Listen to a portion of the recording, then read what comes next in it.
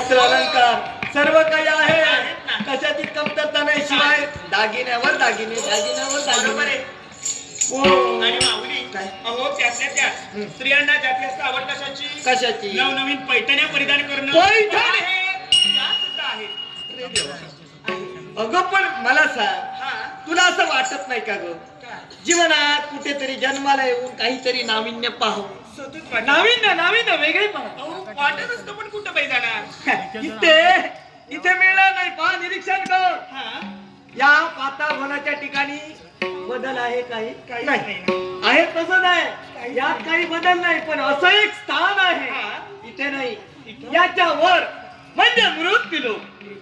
वा वा काय सांगू तुला, काय ती अवर्णनीय शोभा. आज आहे ते उद्या नाही, उद्या आहे ते परवा नाही.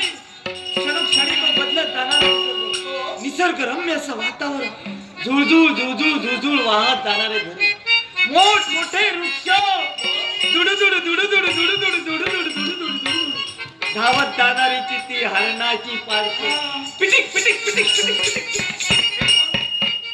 अगं सस आहे. आणि मोठ मोठे वृक्ष, काय सांगू तुला, केव्हा थंडी पडते, केव्हा थंडी लागते, म्हणजे गारवा गारवा. कधी पाऊस पडतो, तर कधी उष्मा वाटतो. असं ते वाटत म्हणजे बदल होत असतो. बरं झालं माऊली, मला जायचंय हो तिथं. मी जाणार म्हणजे जाणार. आणि बाबांना सांगा रे, हा माझा पुढे सांगितलं माऊली. काय करते, माझं नाव सांगू नको. अगं कसं आहे, माझं नाव जर का तू सांगितलं तर तुझा बाप मला शिल्लक ठेवी. पण माऊली खोटं कधी बोलू नये. खरं कोणाला सांगू नये. म्हणजे कसं आहे, चांगल्या कामासाठी खोटं बोलावं लागलं तर काही म्हणजे आजच खोटं बोलायचं? हो नाही. बरं बाई.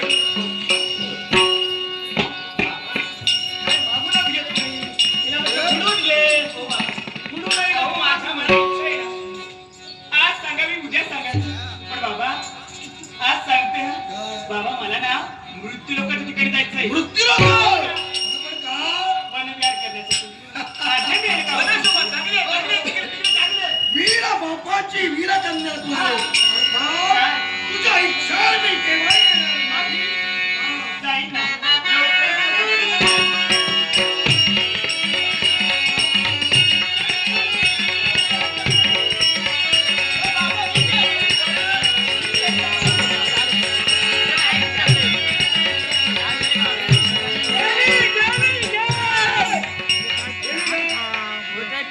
आनंदाच्या भरात गेली कशी अरे आनंदी झाली ती गेली मृत्यू लोकात.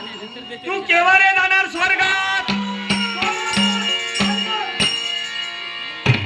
अरे मरून नव्हे, देवतांच्या मातीत उडवायचं आहे ना तुला. हो, कन्याच्या मनाचा विचार केला, पण माझं कर्तव्य मी केव्हाही विसरणार नाही. सर्वेश दशावतार नाट्यप्रेमी मी सन्माननीय राजू मेस्त्री यांकडून बहुमूल्य 100 रुपयाचं पारितोषिक आहे. राजू मेस्त्री यांचे आभार मानून पारितोषिकाचा आनंद.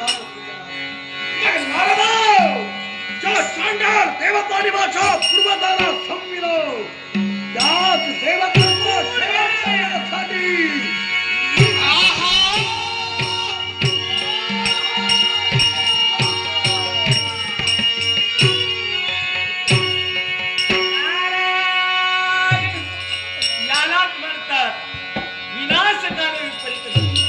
विनाशकाल जवळ आला ना की विपरीत बुद्धी सुचते आणि ती नाशात कारणीभूत ठरते.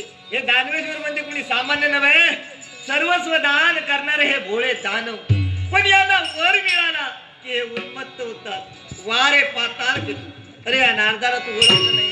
अरे मी हे कलानाट्य का निर्माण केलंय, तर यातूनच मला काहीतरी निष्पन्न करायचं. तुमचं हे नारायण करता कविता तू आहेस, सारं काही घडतोय ते तू घडतोय, मी मात्र निमित्त लावलं. देवा तुझं नामस्मरण, तुझं भजन कीर्तन हेच कर्माला ध्येय. आणि तुझं नामस्मरण करताना मला उत्तम साथ लागते, ही माझी झणकार करणारी ब्रह्मवीणा आणि ताल धरणारी माझी तिकडे. या दोघांच्या साह्यानं देवा तुझं नामस्मरण सदैव माझ्या मुखात, सदैव माझ्या मुखात.